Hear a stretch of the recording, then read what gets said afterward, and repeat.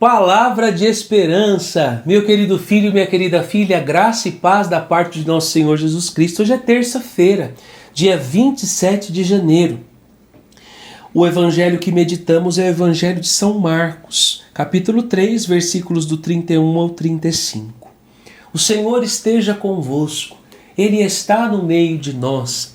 Proclamação do evangelho de nosso Senhor Jesus Cristo segundo São Marcos. Glória a vós, Senhor.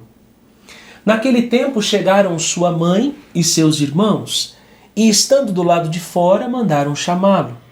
Ora, a multidão estava sentada ao redor dele e disseram-lhe: Tua mãe e teus irmãos estão aí fora e te procuram. Ele respondeu-lhes: Quem é minha mãe? E quem são meus irmãos? E correndo o olhar sobre a multidão que estava sentada ao redor, disse: Eis aqui minha mãe e meus irmãos. Aquele que faz a vontade de Deus, esse é meu irmão, minha irmã e minha mãe. Palavra da salvação. Glória a vós, Senhor. O primeiro ponto desse texto que eu gostaria de destacar aqui para vocês é justamente a família de Jesus. A família de Nosso Senhor. Um segundo ponto, a vontade de Deus. E um terceiro ponto, o olhar de Jesus. Então veja que Nosso Senhor, Ele quis ter uma família. Nós não podemos aqui descartar a presença da família de sangue de Nosso Senhor. Nós não podemos aqui destacar a presença da figura paterna de São José como um pai adotivo e espiritual. E por que Nosso Senhor quis ter uma família, meus filhos e filhas? Para santificar esta instituição que é divina. A família não é uma criação humana. A família nasce do coração de Deus. A própria Trindade convive como uma família, a única família perfeita. Porque até a família de Nazaré foi uma família que aos nossos olhos não corresponderia ao padrão que muitas das vezes as pessoas querem nos apresentar. Só que quando nós olhamos para o que Nosso Senhor diz, Nosso Senhor não está desprezando Nossa Senhora. Nosso Senhor não está afirmando, através do Evangelho, que ele teve outros irmãos de sangue. Porque infelizmente as pessoas pegam esse texto e diz sua mãe e seus irmãos, eles acabam colocando tudo no mesmo balaio, como se Nossa Senhora não tivesse sido virgem antes, durante e depois do parto, e como Nosso Senhor tivesse tido outros irmãos de sangue. Preste bem atenção, não é isso.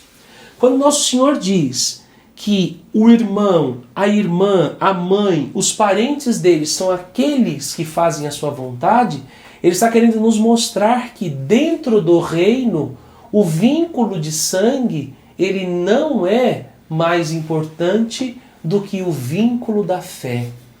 Ou seja, fazer a vontade de Deus é o que me faz pertencer a Ele. É o que me faz pertencer à sua família. Aqui vem o grande desafio dos tempos em que vivemos, porque as pessoas elas querem ser da igreja, elas querem ser da família de Jesus, elas querem pertencer.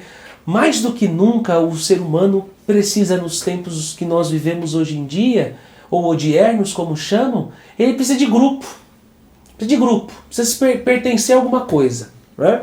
Por isso o crescimento de tantas comunidades, o crescimento de tantas realidades, mas o que nos garante a filiação e a pertença ao grupo de Jesus, ao reino de Deus, é fazer a vontade dele. E aqui é que muitas pessoas esbarram e param. Porque muitas das vezes esses grupos, muitas das vezes esses ajuntamentos, se ajuntam para fazer a sua própria vontade, não a vontade de Deus.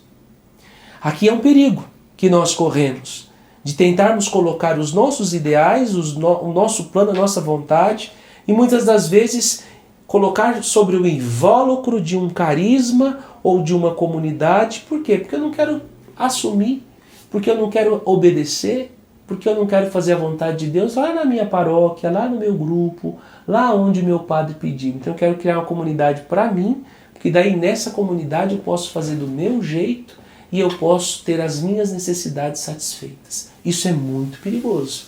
E infelizmente em muitos lugares é isso que tem acontecido. Mas o terceiro ponto que mais me chama a atenção é o evangelista São Marcos destacar que Jesus olhou ao redor dele. Meu Deus, um Deus que olha, um Deus que se atenta aos detalhes. Este Deus é o Deus que nós servimos e há muitas pessoas que se desesperam porque acham que Ele não é capaz de perceber o que acontece conosco. Se Ele foi capaz de olhar ao seu redor e perceber quem ali estava, você acha mesmo que Ele não sabe o que você tem vivido, o que você tem passado? Às vezes nos falta esta capacidade de lermos o texto e mergulharmos nas peculiaridades daquilo que Jesus é capaz de fazer por amor a cada um de nós. A meditação de hoje nos diz isso. As autoridades judaicas chamaram Jesus de louco, porque sua doutrina de amor os incomodava. Para não se converterem, davam como desculpa que ele estava fora de si. Diante da sua história, do que você está vivendo hoje, como essa passagem bíblica pode iluminar a sua vida? Será que você também não está procurando respostas ou desculpas para não se converter? Vamos pedir a Nossa Senhora esta graça hoje. Minha querida Mãe, que mais do que ninguém fizestes a vontade de Deus, intercedei junto a Jesus para que eu não tema a crítica do mundo quando obedeço a Deus. A ação de hoje, que maravilha! Não terei vergonha de praticar o bem e ser da família de Jesus. Eu queria muito que Deus me desse a capacidade de, como uma mosquinha ou uma formiguinha, estar no lugar onde muitas pessoas que se dizem convertidas trabalham. Para a gente ver qual é o testemunho que os colegas de trabalho dão dessas pessoas.